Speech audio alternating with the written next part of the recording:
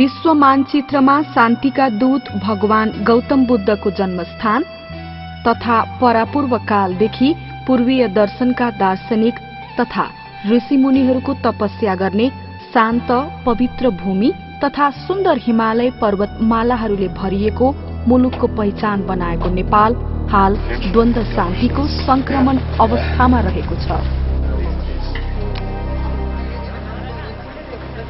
2052 सालदेखि शुरू भएको सशस्त्र द्वन्द्व 2062 सालमा तत्कालीन विद्रोही पार्टी नेपाल कम्युनिस्ट पार्टी माओवादी र नेपाल सरकारको वृहत शान्ति सम्झौता पश्चात अन्त्य भएको हो। वृहत शान्ति सम्झौता पश्चात अन्तरिम संविधानको निर्माण, अन्तरिम व्यवस्थापिकाको निर्माण, गणतन्त्र नेपालको घोषणा, संविधान सभाको चुनाव, निर्वाचित सरकार आदि शान्ति निर्माणमा राष्ट्रिय परिदृश्यमा देखिएका सकारात्मक उपलब्धिहरू हुन्। सशस्त्र द्वन्द्वको अन्त्य भए तापनि ग्रामीण क्षेत्रमा आम नागरिक बीच तिक्तता, द्वेष, बदलाको भावना, रिस, भय विद्यमान रहेको अवस्था र भौतिक संरचनाहरूको निर्माण र पुनर्निर्माणको आवश्यकता जस्ता समस्याहरूलाई सम्बोधन गर्न सकेको खण्डमा मात्र दिगो शान्ति स्थापनाको सुनिश्चित गर्न सकिन्छ भन्ने तथ्यलाई मध्यनजर गर्दै नेपाल ग्रामीण पुनर्निर्माण संस्थाले क्यानाडाली अन्तर्राष्ट्रिय सहयोग नियोगको आर्थिक सहयोगमा गाउँबाट शान्ति परियोजना पूर्वाञ्चलका पहाड़ी जिल्लाहरू, भोजपुर र संखुवासभाका 20 वटा गाविसहरूमा सञ्चालन गरिरहेको छ। समुदायमा आधारित जनसंस्थाहरूको द्वन्द्व रूपान्तरण तथा शान्ति निर्माणमा क्षमता विकास तथा परिचालन गर्दै समुदायमा आधारित शान्ति तथा मेलमिलाप व्यवस्थापन रणनीतिको उदाहरणहरू विकास गर्ने परियोजनाको लक्ष्य रहेको छ। परियोजनाको लक्षित वर्गहरूमा द्वन्द्व प्रभावित महिला, युवा, बालबालिका, विपन्न र सीमान्तकृत वर्गहरू पर्दछन्। विकासलाई माध्यम बनाएर शान्ति निर्माणको सहजीकरण गर्ने उद्देश्य राखेको यस परियोजनाले आफ्ना हरेक क्रियाकलापहरूलाई शान्ति निर्माणसँग सम्बन्ध स्थापना गरेर सुरुवात र सम्पन्न गर्दछ।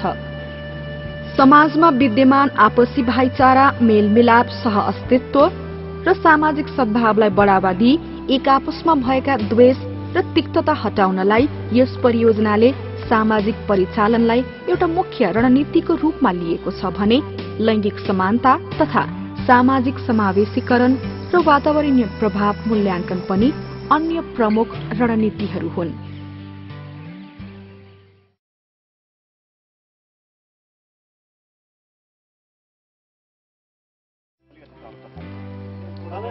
स्थानीय समुदायको क्षमता वृद्धि भए मात्र परियोजनाका प्रतिफलहरू दिगो रूपमा व्यवस्थित हुन्छन् भन्ने तथ्यलाई मध्यनजर राख्दै परियोजनाका सामाजिक सहजकर्ताले समुदायमा गएर समय समयमा दिने तालिम, छलफलले गर्दा समुदायमा आधारित संघ संस्थाहरू आफै योजना निर्माण गर्ने, स्रोत पहिचान गर्ने र पहुँचको लागि आवश्यक अभ्यास गर्न सक्ने भएका छन्। यी सामुदायिक संस्थाहरू जीविस, गाविस, एलजीसी, डीपी र अन्य सरकार संघ संस्थाहरूसँग नियमित रूपमा सम्पर्कमा रहने र आफ्नो आवश्यकता अनुरूप स्रोत परिचालन गरिरहेका छन्। हालसम्म 60 वटा भन्दा बढी समुदायमा आधारित जनसंस्थाहरूले अन्य निकायहरूको स्रोत परिचालन गरी आफ्नो समुदायमा लघु योजनाहरू सञ्चालन गरिरहेका छन्। आरएनएलले पनि यो हाम्रो यो गाउँबाट शान्ति परियोजना कार्यक्रम लागू भएपछि यस गाउँ विकास समितिमा विभिन्न खालका द्वन्द्व शान्ति प्रभाव मूल्याङ्कन जस्ता कार्यक्रमहरूका तालिम गोष्ठीहरू विभिन्न समूह मार्फत विभिन्न राजनीतिक दलहरू अनि नागरिक समाज का प्रतिनिधिहरू सहित लगाएर र सर्वसाधारण सबै जनताहरूसँग उपस्थित भएर कार्यक्रम गरेको देख्दाखेरि र गाउँ विकास समितिले पनि उहाँहरूलाई सहयोग गरेको अनुमानले गर्दाखेरि हामीले के यसको अनुमान गरेका छौँ भने शान्तिको चाहना पक्कै यस गाविसमा रहेको छ। गाविस र चाहिँ आरआरएनबाट चाहिँ हामी गाउँदेखि शान्ति कार्यक्रममा पनि हामीले चाहिँ एक आपसमा कोअर्डिनेसन गरेर हामीले कार्यक्रम सञ्चालन गरेका छ। जस्तो हामीले चाहिँ त्यसरी चाहिँ हामीले चाहिँ त्यसको उसमा पारेर समन्वय गरेर कार्यक्रम चलायौँ। कुन वडामा चाहिँ के कस्तो चाहिँ भइरहेछ होइन, त्यो कामहरू चाहिँ उहाँहरूले चाहिँ सञ्चालन गरेर के चाहिँ समन्वय गरेर त्यहाँको जनताहरूको भावना अनुसार उहाँहरूले सञ्चालन गरिरहेछ र गाविसबाट पनि हामीले चाहिँ त्यसमा के गर्नुपर्ने हो हामीले पनि सहयोग गरिरहेछौँ। ग्रामीण पुनर्निर्माण संस्थाको विभिन्न कार्यक्रमहरूमा सहभागिता सुनिश्चित गरिएको छ एउटा। अर्को चाहिँ जिल्ला विकास समितिलाई उहाँहरूको कार्यक्रममा अनुगमन गर्ने, रेखदेख गर्ने लगायतका कामहरूमा पनि सुनिश्चित गरिएको छ। त्यस्तै हामीबाट सिफारिस भएका अर्थात् जिल्ला विकास समितिबाट सिफारिस भएका कार्यक्रमहरूले उहाँहरूले परिचालन गर्नुहुन्छ, जसमा हाम्रो लागत उहाँहरूको र हाम्रो संयुक्त रूपले लागत सहभागितामा समेत विभिन्न कार्यक्रमहरू सञ्चालन हुँदै आएका छन्। यस्ता विकासमा भएको समन्वय तथा हातेमालोले द्वन्द्वका घाउहरू बिर्साउँदै आत्मनिर्भर र शान्त समाजको रूपान्तरणलाई सघाउनेछ। यसै सिलसिलामा सरकारी तथा गैर सरकारी निकायहरूसँग सहकार्य गर्दै शान्ति सञ्जालहरू निर्माण गरी गाउँघरमा हुने द्वन्द्व स्थानीय समुदायहरूले नै व्यवस्थापन गर्ने, क्षमता विकास गर्ने गतिविधिहरू सञ्चालन गरिरहेको छ। अहिले चाहिँ शान्ति सञ्जाल निर्माण भइसकेपछि द्वन्द्वमा पछाडि परेका द्वन्द्वमा प्रभावित मान्छेहरूले चाहिँ हाम्रो लागि पनि राज्य पक्षबाट अथवा विभिन्न सरकारी गैर सरकारी निकायले चाहिँ हाम्रो लागि पनि केही सोचेको हुँदो रहेछ, हाम्रो पनि अधिकार हुँदो रहेछ। हामीले पनि एकैपल्टमा द्वन्द्वमा प्रभाव त्यति धेरै पीडा भोगेको भए पनि अब हाम्रा लागि राज्यले गैर सरकारी संस्थाले विभिन्न खालका चाहिँ क्रियाकलापहरू ल्याउँदा रहेछन्, हाम्रो पनि अधिकार रहेछ, हामीले पनि चाहिँ चित्त बुझाउने ठाउँ रहेछ भनेर उहाँहरूले सामान्य रूपमा अहिले चाहिँ सान्त्वना भएको महसुस गर्नु भएको छ।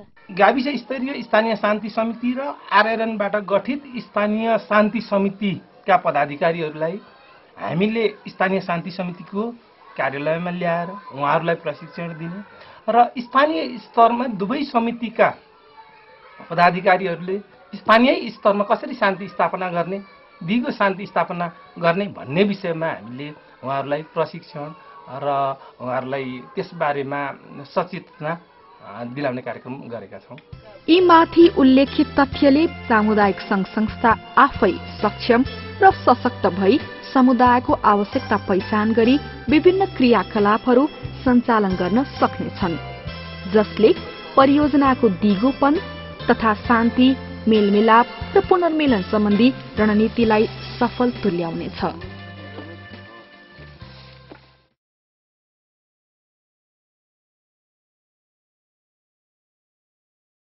यो सङ्खुवासभा जिल्लाको खाँदबारी नगरपालिका हो। 12 वर्षे जनयुद्धताका माओवादी लडाकु बनेका यी लाल बहादुर तामाङ अहिले केही पूर्व लडाकुहरूसँग मिलेर परिवर्तन जागरण समूह नामक संस्था गठन गरेका छन्। यस संस्थाका सदस्यहरू कुनै समयमा सशस्त्र द्वन्द्वमा संलग्न भएका थिए।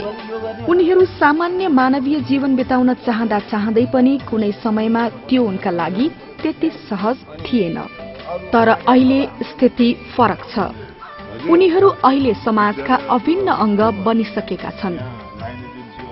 यस परिवर्तन जागरण समूहले गाउँबाट शान्ति परियोजना तथा अन्य सहयोगी संघ संस्थाहरूको सहयोगमा पूर्व लडाकुहरूलाई मोबाइल मर्मत तालिम, कम्प्युटर अपरेसन तालिम, उन्नत बंगुर पालन, च्याउ खेती, बिउ पुँजी लगायत विभिन्न किसिमका रोजगारमुखी तथा लघु व्यवसायहरू सञ्चालन गरिरहेको छ। अब हिजो चाहिँ अब हामी द्वन्द्वको कालमा चाहिँ अब एउटा चाहिँ अब बेरोजगारी एउटा अवस्था हैन, एउटा चाहिँ अब अशान्ति भइरहेको स्थिति, त्यो चाहिँ अब मेन्टल्ली र चाहिँ अब फिजिकल्ली पनि चाहिँ अब त्यहाँ हामीलाई चाहिँ अब सुरक्षाको स्थिति प्रत्याभूति हामीलाई थिएन त्यतिखेर। चाहिँ अब अहिले चाहिँ शान्तिकाल आइसकेपछि चाहिँ अब त्यो चाहिँ केही न्यूनीकरण भएको छ हैन। अब त्यसले चाहिँ अब चाहिँ हामीलाई अब यहाँ चाहिँ अब समाजमा चाहिँ एउटा चाहिँ अब ग्रुप फर्मेसन गरेर चाहिँ अब यो कामको सुरुवात गर्ने चाहिँ अब टेवा पुगेको छ। द्वन्द्वमा प्रत्यक्ष संलग्न बनेका यस्ता धेरै लडाकुहरू अहिले शान्ति स्थापनार्थ चालिएका विकासको बाटोमा अग्रसर भएका छन्। शान्तिको परिभाषा नै फरक ढंगबाट अभिव्यक्त गर्न थालिएको छ। बेरोजगारीहरूले रोजगारी पाउनु नै शान्ति हो, खान नपाउनेले खान पाउनु नै शान्ति हो हैन। त्यसले गर्दाखेरि अब हाम्रो नेपालमा धेरै बेरोजगारी छन्। अब यसरी चाहिँ अब सामूहिक रूपमा चाहिँ अब अलि जीविकोपार्जनको लागि सबैले रोजगारी पाउनु हो भने त्यही नै शान्ति हुन्छ भन्ने लाग्छ मलाई चाहिँ। देशमा जति आन्दोलन नहोस् हैन, अब दलहरू जति मिलेर काम गरून्, शान्ति अब देशमा चाहिँ अब दलहरू मिलेर अब शान्ति ल्याए भने अब संविधान भवन भन्दा स्वभावले पनि अब शान्ति हुन्छ। द्वन्द्वको समाप्तिसँगै आन्तरिक विस्थापितहरूको गाउँ फर्कने लहर तथा कम उमेरका लडाकुहरूको बहिर्गमनलाई समुदायमा पुनः सामाजिकीकरण गर्न थप रोजगारका अवसरहरू सृजना गर्नु अनिवार्य हुन्छ। तसर्थ हालसम्म परियोजनाले 488 जना युवाहरूलाई आय आर्जन तालिम प्रदान गरे मध्ये 442 जनाले आय आर्जन गर्न थालेका छन्। हाम्रो समूहभित्रका धेरै साथीहरूले चाहिँ कसैले चाहिँ हाउस वायरिङको काम सिक्नु भएको छ हैन, कसैले चाहिँ मोबाइल ट्रेनिङको काम गर्नुभएको छ हैन। मैले पनि बङ्गुर पालनको नि एउटा आधारभूत तालिम लिएको छु, तरकारी खेतीको, च्याउ खेतीको पनि मैले लिएको छु। यसरी नै हाम्रो समूहभित्र धेरै साथीहरूले हैन अब भिन्न भिन्न प्रकारका चाहिँ आधारभूत तालिमहरू लिएका छौँ र यो तालिमलाई चाहिँ यहाँ हामीले प्रयोग गरेर हैन हामीले चाहिँ यसलाई अझ विकास गरेर हैन आयमूलक कार्यक्रम मात्रै नभएर हामीले हैन यो समूहको अझ हामीले चाहन्छौँ कि एउटा उदाहरणै बनोस् भन्ने खालको सबै चिज हामीले यहाँ चाहिँ यो समूहले गर्न खोजिरहेका छौँ। हिजो आज परियोजना क्षेत्रमा तरकारी खेतीमा विविधीकरण देखिन लागेको छ। गाउँघरका करेसाबारीमा पहिला रायोको साग र मूला मात्र देखिन्थ्यो भने हिजो आज विभिन्न जातका मूला, रायो, काउली, बन्दा तथा उन्नत जातका बङ्गुरहरू देखिन थालेको छ। कृषकहरूले बारीमा उत्पादन भएको सागपात तथा तरकारी नजिकैको हाटमा लगेर बेच्ने र बढी भएमा छिमेकीसँग साट्ने र कोसेलीको रूपमा शहर बजारमा बस्ने आफन्तहरूलाई पठाउने गरेको पाइएको छ।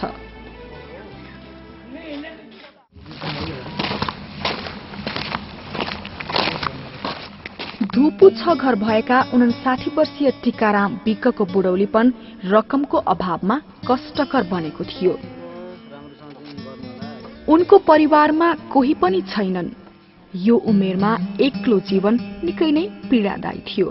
खानसम्म अप्ठ्यारो परिरहेका बेला पैसा जुटाउनु आकाशको फल भएको थियो। तर अहिले यो आरन यिनको बुढेसकालको सहारा बनेको छ। यो आरनबाट बनाइएका सामग्री बिक्रीबाट आएको आम्दानीले टीकारामको दैनिकी चलिरहेको छ। यो आरन स्थापना गर्न यी गरिब टीकारामलाई निकै गाह्रो भयो। गाउँबाट शान्ति परियोजनाले मानवीय सहयोग अन्तर्गत उनलाई आरन खरिद गर्न राहत स्वरूप नगद रकम उपलब्ध गरायो।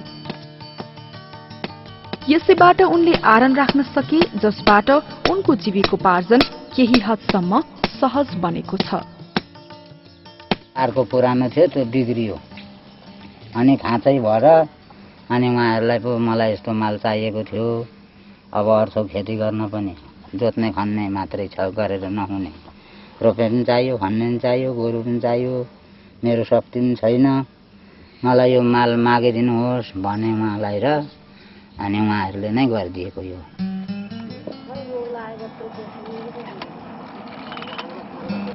टीकाराम जस्तै अन्य 160 जना अति गरिब तथा असहायहरूलाई परियोजनाले आर्थिक सहयोग पुर्याउँदै आइरहेको छ। यसैगरी द्वन्द्व पीडित र गरिब परिवारको बालबालिकालाई छात्रवृत्ति तथा अध्ययनका लागि वर्षभरि आवश्यक किताब, कापी, कलम, झोला, पोसाक आदि विद्यार्थीलाई उपलब्ध गराइँदै आएको छ। स्वाभाविक ढङ्गबाट अलिकति विपन्न परिवारबाट आउने विद्यार्थीहरूलाई छात्रवृत्ति दिएपछि उनीहरूलाई चाहिँ पढ्ने वातावरण क्रिएट गरेको छ। विगतको द्वन्द्वबाट प्रभावित तथा विपन्न परिवारको शिक्षा तथा स्वास्थ्यमा पहुँच वृद्धि गर्नका लागि सञ्चालन भएको छात्रवृत्ति कार्यक्रमबाट 807 बालबालिकाहरू लाभान्वित भएका छन्।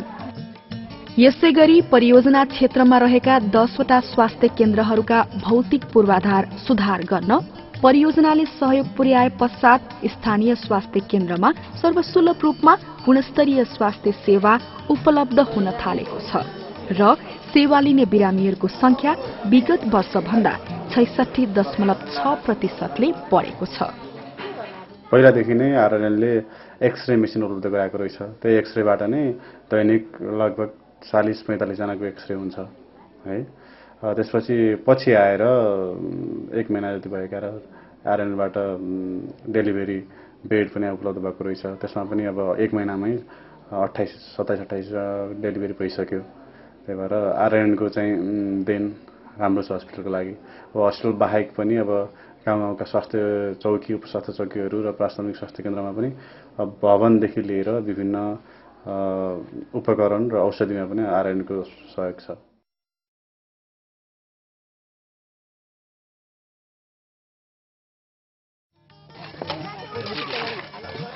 भौतिक संरचनाहरूको निर्माण र पुनर्निर्माणको आवश्यकता बढ़िरहेको वर्तमान संक्रमणकालीन अवस्थामा परियोजनाले विद्यालय, सिंचाई, खानेपानी, सामुदायिक भवन, स्वास्थ्य चौकी जस्ता कम्तीमा 115 भौतिक पूर्वाधारहरू निर्माण गरिरहेको छ, जसबाट करिब 34,308 व्यक्तिहरू प्रत्यक्ष रूपमा लाभान्वित भएका छन्।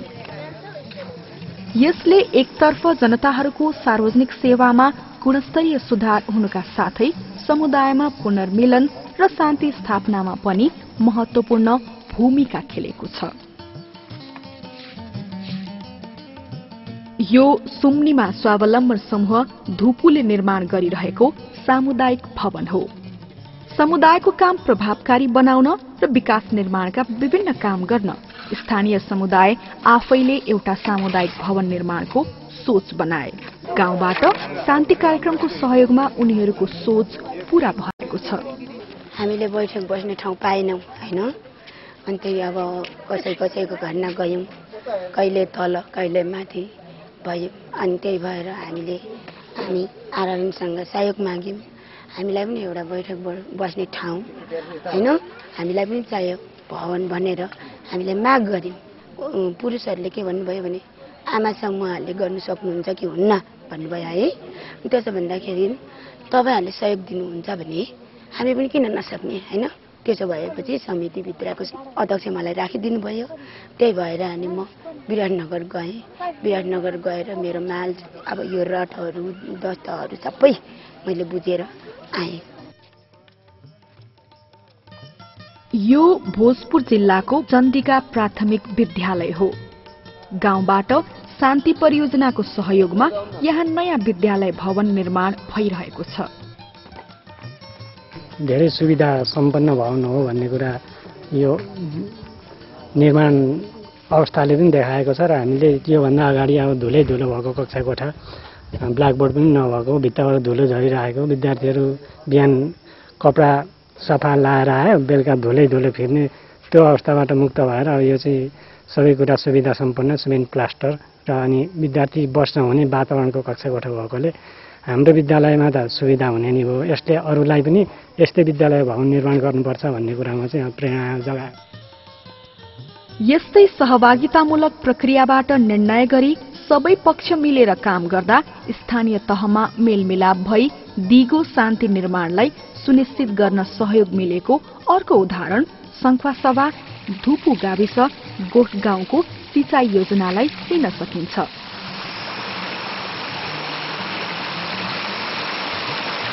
यस योजनाले कृषि उत्पादनमा वृद्धि मात्र भएको छैन, समुदायमा मेलमिलाप तथा खुशी पनि ल्याएको छ। त्यसैले स्थानीयवासीहरू हौसिएका छन्। पहिले चाहिँ कस्तो थियो भने अब यो छिरेर यो कुलोमा हिँड्दाखेरि पानी छिर्थेछ।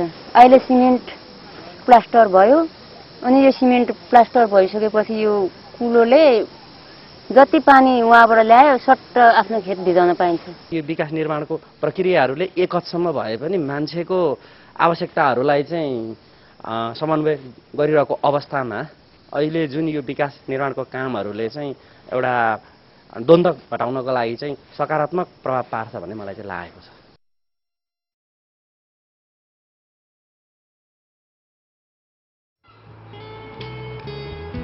परियोजनालाई व्यवस्थित रूपमा सञ्चालन गर्न परियोजना निर्देशन समिति, केन्द्रीय तथा क्षेत्रीय इकाइहरू तथा जिल्ला स्थित परियोजना सञ्चालन कार्यालयहरू स्थापना गरिएको छ। समुदायका मानिसहरूको चेतना स्तरलाई यहाँसम्म पुर्याउनका लागि निश्चित प्रक्रियाहरू अपनाइन्छ।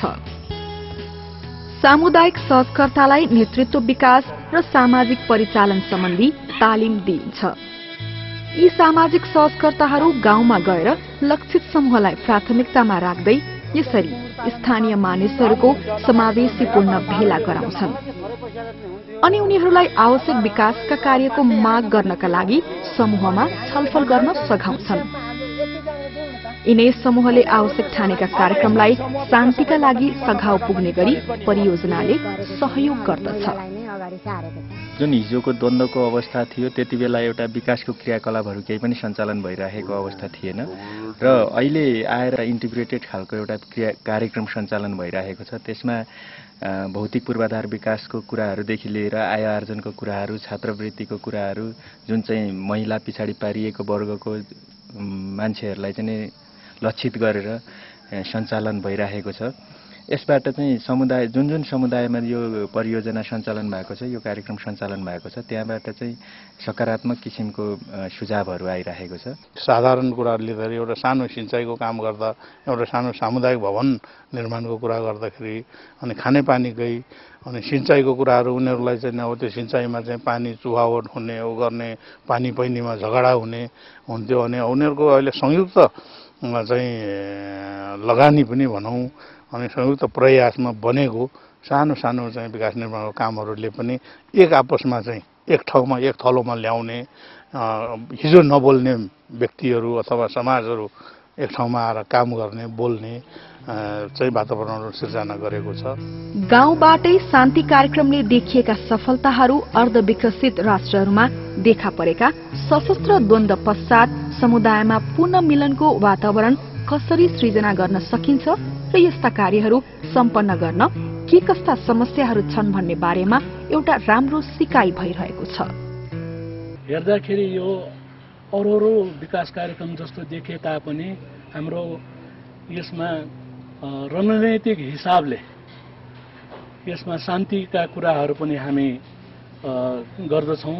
भने मतलब विकासको क्रियाकलापहरू अथवा कार्यक्रम एउटा माध्यम मात्रै हो र हाम्रो उद्देश्य भनेको पुनर्निर्माण, पुनर्मिलन र शान्ति नै यसको उद्देश्य हो। यस परियोजनाले चाहिँ समुदायमा भएका विभिन्न व्यक्ति समूहहरूको चाहिँ उनीहरूको शान्तिको परिभाषा के हो र द्वन्द्वको परिभाषा के हो भन्ने कुरालाई बुझेर र त्यही अनुरूप उनीहरूका बुझाइहरूलाई सम्बोधन गर्ने हिसाबले यस परियोजना सञ्चालन गर्दै आएको छ र यस परियोजना सञ्चालन गर्दाखेरि विभिन्न किसिमका हामीले सरकारी, गैर सरकारी तथा राष्ट्रिय स्तरका विभिन्न मन्त्रालयहरूसँग पनि समन्वय गर्दै आएका छौँ र यस परियोजना हाल 2 वर्ष पार गरिसक्दाखेरि दाताहरूले देखाएको समन्वय र अनुगमनका साथसाथै मन्त्रालय विशेष गरेर शान्ति मन्त्रालयले गरेको जुन एक किसिमको समन्वय र अनुगमनले गर्दाखेरि चाहिँ यस परियोजनालाई नमुना कार्यक्रम बनाउनलाई चाहिँ सफल भएको छ।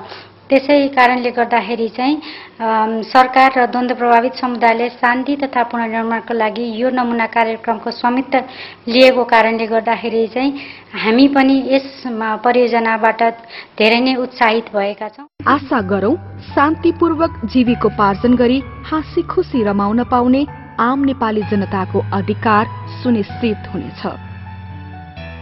आशा गरौँ अब फेरि युद्ध हुने छैन, सधैँ शान्ति हुनेछ। समावेशी, सम्पन्न र समृद्ध नयाँ नेपालको निर्माण हुनेछ।